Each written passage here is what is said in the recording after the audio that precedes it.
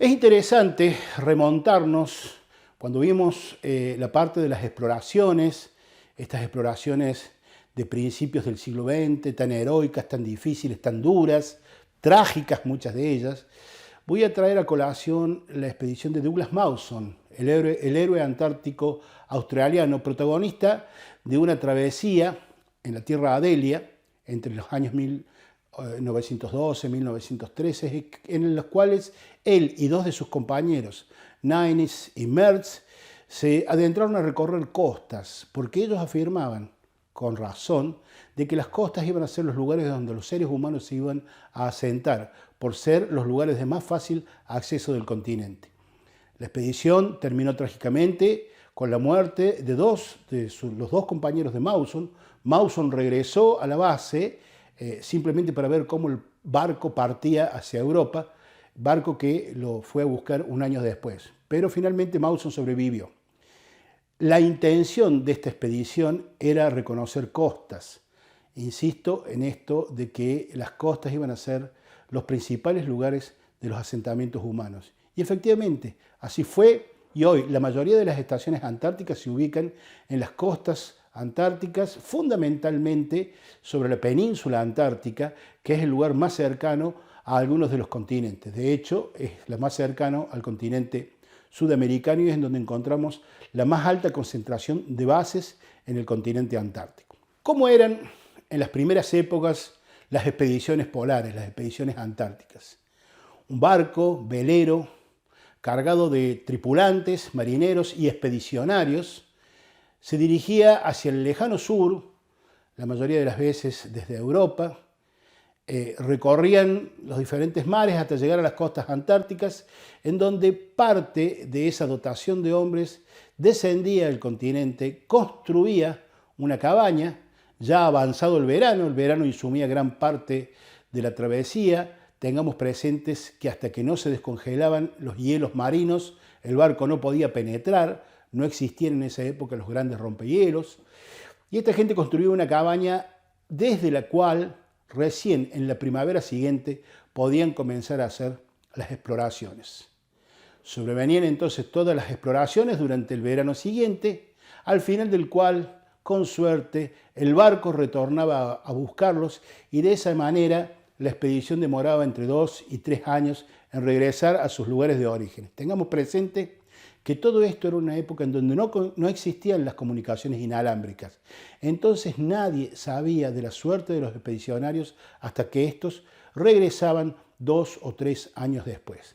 Es muy emblemático el aviso con el cual Shackleton convoca a miembros para su expedición, en la cual el aviso en el diario indicaba claramente que no estaba garantizado el regreso, pero que si se regresaba iban a tener un futuro de gloria y de honores. Sin embargo, era claro Shackleton, al convocar a sus tripulantes, de que no se garantizaba que se regresara con vida.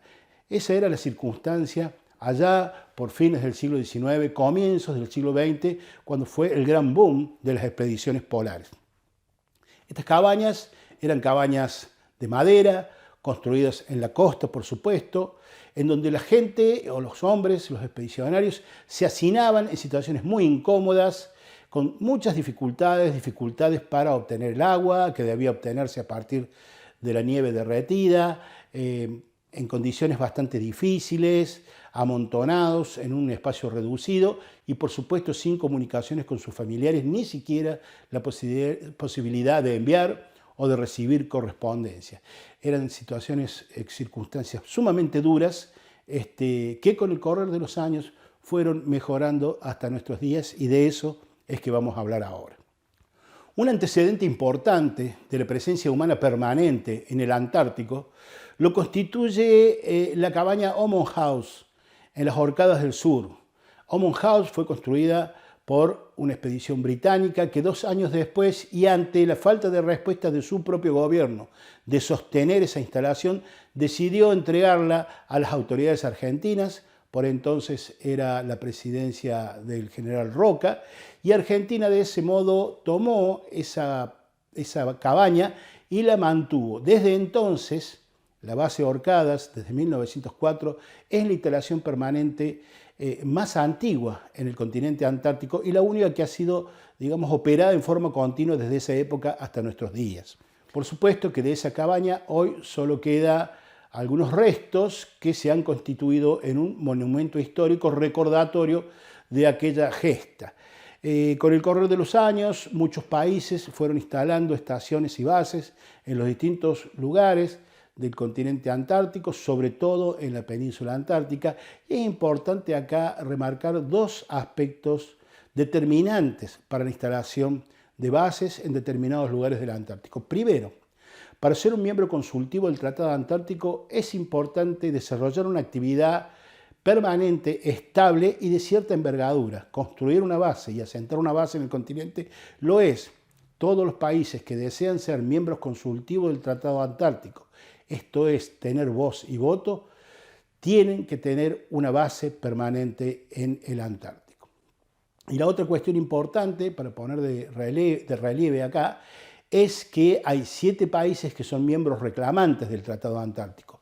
Reclaman determinados sectores, reclaman determinadas áreas y ellos entonces toman el asentamiento de bases como un argumento, como razones para reclamar soberanías sobre determinados sectores, y es así que estos 7 países, Argentina, Chile, Gran Bretaña, Francia, Noruega, Nueva Zelanda, son los países que reclaman sectores en la Antártida y que tienen instaladas sus bases precisamente en estos sectores en los cuales ellos tratan de reivindicar para sus respectivos países. No encontramos en el Antártico asentamientos humanos similares a los que podemos encontrar en latitudes medias o bajas, es decir, un pueblo, una villa, en donde existe una determinada actividad comercial, en donde existe un centro cívico, en donde tenemos el banco, en donde tenemos servicios, empresas, pero tenemos algunos lugares que se parecen bastante. La base Esperanza, en donde Argentina mantiene un grupo de familias que pasan todo el invierno. Esta base cuenta con una escuela para los chicos de la familia, cuenta hasta con una iglesia, cuenta con algunas oficinas públicas, como una oficina de correos. Se parece bastante a lo que sería un pueblo. No tenemos acá actividad comercial, no hay posibilidades de ir al almacén o al shopping o al súper a hacer las compras. Algo similar ocurre con la Villa Las Estrellas, que Chile mantiene en cercanías de la base Arturo Frey, en donde también pasan todo el invierno un grupo de familias chilenas. Son los dos únicos ejemplos de países que mantienen a grupos familiares en el continente antártico. Todo el resto de los países lo que hacen las bases es fundamentalmente actividad científica, también incluidos por supuesto Chile y Argentina. La principal actividad en las bases antárticas es la investigación científica, así lo determina el Tratado Antártico. No están permitidas las instalaciones militares, a pesar de que muchos países utilizan a sus militares para tareas de apoyo logístico, como la operación de buques, de aeronaves, o de algunos servicios como los mecánicos de los vehículos orugas, las radioemisoras, servicios médicos.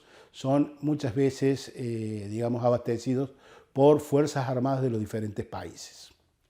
Como mencionáramos, las construcciones de madera poco a poco han dado lugar, y gracias al avance tecnológico en los materiales, a otros tipos de construcciones, como construcciones plásticas, poliuretánicas, básicamente materiales livianos, fáciles de transportar, resistentes y con buena capacidad de aislamiento térmico, de manera tal de que estas construcciones son preensambladas en el continente y después llevadas al Antártico, en donde se construyen modularmente las diferentes bases, las estaciones, con estos materiales.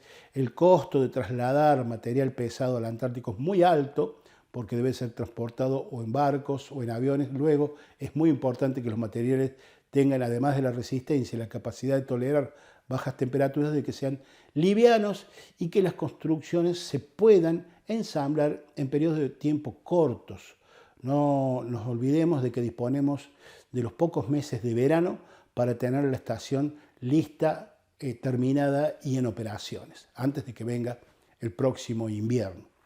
Las viejas construcciones de madera hoy en día son monumentos históricos que son mantenidas por los diferentes países como un recuerdo de aquellos heroicos aventureros, aquellos expedicionarios que son los que abrieron la puerta de entrada al descubrimiento del Antártico. Hoy en día las bases tienen usinas, las bases tienen servicios eléctricos, tienen servicios de comunicaciones y por supuesto que están construidos con materiales modernos, con materiales que tienen muchísimas ventajas sobre aquellas viejas casas de madera que hoy ya prácticamente son recuerdo. No solamente el clima es el condicionante para las construcciones antárticas. Los vientos, las bajas temperaturas producen exigencias tremendas a las construcciones, pero también es importante el suelo sobre el cual éstas se van a asentar. No es lo mismo construir una base sobre un suelo rocoso, sobre un suelo de granza o directamente sobre un glaciar, es decir, directamente sobre el hielo proveniente de los glaciares del interior del continente. Existen bases como la base Amundsen Scott, precisamente en el polo sur geográfica, que está instalada en una meseta de hielo que tiene un espesor de casi 2.000 metros con respecto al suelo, con respecto a la corteza terrestre. Las condiciones para estas construcciones son muy diferentes a aquellas en las cuales yo puedo construir una base fijada a la roca. ¿Por qué? Fundamentalmente, el hielo va a estar desplazándose y cambiando permanentemente de lugar, tiene su movimiento, no así la roca o algún otro tipo de suelo libre de nieve, libre de hielo. En este momento existen en el continente antártico alrededor de 70 instalaciones. Estamos hablando de aproximadamente 70 bases de los diferentes países, no solamente de los 16 signatarios del Tratado Antártico, de los miembros consultivos, muchos miembros adherentes también tienen bases. Cada país tiene más de una base, es lo general. Entonces tenemos muchísimas bases en el continente antártico, como anticipáramos la mayoría en las costas, pero existen bases en lugares realmente desafiantes, como la estación Vostok de Rusia, instalada en el polo de inaccesibilidad relativa del planeta, es decir, un lugar arriba de los 3.500 metros de altura, con las temperaturas más bajas registradas en el planeta. Estamos hablando de menos de 80 grados centígrados bajo cero, como temperatura, no sensación térmica, temperatura. La base Amundsen Scott del Polo Sur, la base Concordia, administrada por Francia en el Domo C. Existen bases en lugares realmente difíciles y lo que justifica la presencia del hombre en todos esos lugares es desentrañar los misterios del Antártico, la investigación científica. Es muy importante tener presente que las diferentes disciplinas científicas se estudian muchas veces en diferentes lugares. No todo el Antártico es una región auroral. Luego el país que quiere estudiar la magnetósfera y las auroras polares se va a instalar cerca del óvalo auroral. En el norte de la península antártica difícilmente se vean auroras. Estamos hablando de un continente muy grande. Desde el norte de la península antártica hasta el polo sur tenemos más de 3.000 kilómetros. Es un territorio bien grande, con características muy propias en cada uno de sus sectores, en cada una de sus regiones. Lo que sí podemos decir, como lo dijimos al principio del curso, es que la meseta polar al interior del continente es un lugar alto. El Antártico es el continente de mayor altura media del planeta, mucho más que Asia, que es donde están las montañas más altas del mundo. La altura media del Antártico supera los 2.000 metros y lo convierte en el continente más alto del planeta en promedio. Estamos hablando de una gran torta de hielo en el extremo sur de la Tierra. Podemos ver en las diferentes imágenes que estamos apreciando diferentes construcciones que están en el Antártico. Son muy notables las que están construidas sobre hielo, erigidas sobre pilotes, de manera tal de que el viento pase por debajo de las construcciones para evitar las acumulaciones de nieve que se producen siempre en el lugar opuesto desde donde viene la dirección del viento.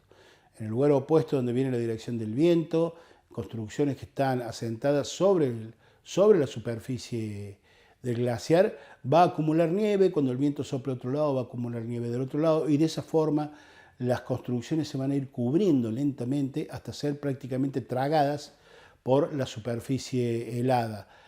cuando son construidas sobre pilotes, este fenómeno se atenúa mucho y dura mucho más tiempo. Generalmente las bases más modernas, como Halley Bay, al sur del mar de Weddell, es una base construida sobre pilotes que tiene como sistema de crickets en los pilotes, de manera tal de que cada tanto la base puede ser elevada y de esa forma siempre mantenerse a una determinada altura sobre la superficie del hielo. Eso le permite resistir mucho mejor, tener menos inconvenientes. El hielo, la nieve son agentes muy agresivos para las construcciones. Existen bases grandes, existen bases no tan grandes, existen bases en donde hay pistas de aterrizaje, otras bases construidas sobre la costa tienen muelles, tienen alguna pequeña instalación portuaria y eso nos da diferentes maneras de abastecer a las estaciones. Básicamente, los vehículos que operan en el continente antártico tienen dos misiones fundamentales. La primera, abastecer, llegar al continente para hacer los relevos de personal y el abastecimiento de las bases y el intercambio de víveres, retirar la basura, que es uno de los aspectos importantes que controla el Tratado Antártico. Y la otra función que tienen los vehículos es posibilitar los desplazamientos ya en el terreno.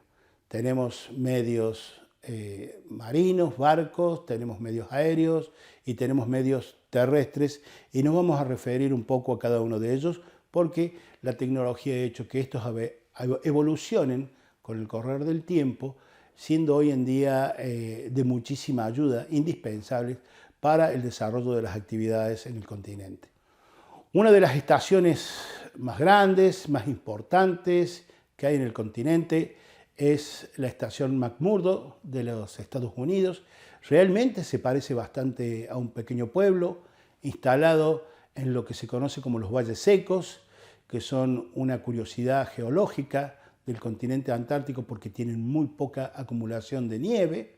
Eso los hace muy aptos para el establecimiento de las personas. Incluso en los valles secos se encuentra lo que más se puede parecer a un río en el Antártico, con agua líquida. Es un lugar con la temperatura relativamente alta en relación a los demás lugares del Antártico. McMurdo es un pequeño pueblito que, si bien no tiene lo que decimos nosotros la actividad comercial típica de un asentamiento humano, sí tiene una cantidad importante de personas, de vehículos, tiene pistas de aterrizaje y funcionaba en McMurdo hasta hace algunos años una estación eléctrica generadora nuclear, la cual fue suspendida debido a que el Tratado Antártico no permite la instalación de instalaciones nucleares. Luego fue reemplazada por una de generación de energía por métodos convencionales, combustibles fósiles. McMurdo es un ejemplo claro de lo que van a constituirse las bases en el continente antártico en no muchos años. Un detalle importante, si bien no por su envergadura, pero sí por la función que cumplen, lo tienen los refugios y los domos que se utilizan para realizar investigaciones y estudios en el terreno.